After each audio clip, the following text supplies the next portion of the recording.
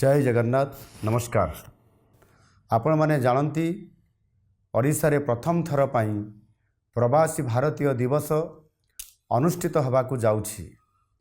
जनवरी 8 रु 10 तारिख पर्यंत विश्वर कोण अनुकोण रे रहुतबा भारतीय माने ओडिशा आसुछंती।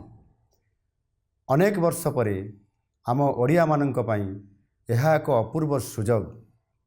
विश्व दरबार रे ओडिशार मर्यादा को सम्मान को प्रतिष्ठित करिया पई आमे समस्ते संकल्पबद्ध।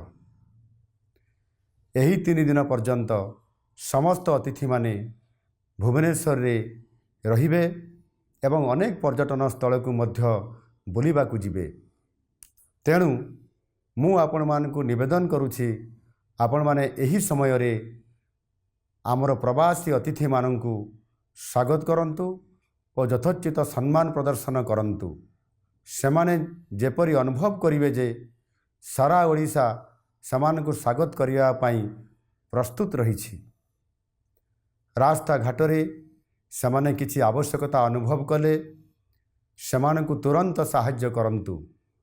सेमान को एपरी सुंदर व्यवहार करंतु जेपरी सेमाने अनुभव करिवे जे सेमाने प्रकृतरे निज जन्म माटी रे निज देश रही अछंती। एही समय रे आमर रास्ता घाट परिष्कार रखिबा मध्य आमर दायित्व।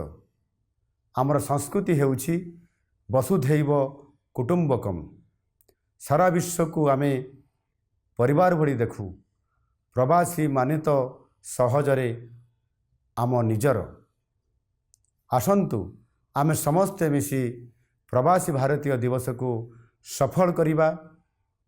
प्रवासी भाई भौणी माने जेपरी ओडिशा रे ही तांको जीवनर सबुठारु भल अनुभूति पाइबे से दिगरे प्रचेष्टा करिबा।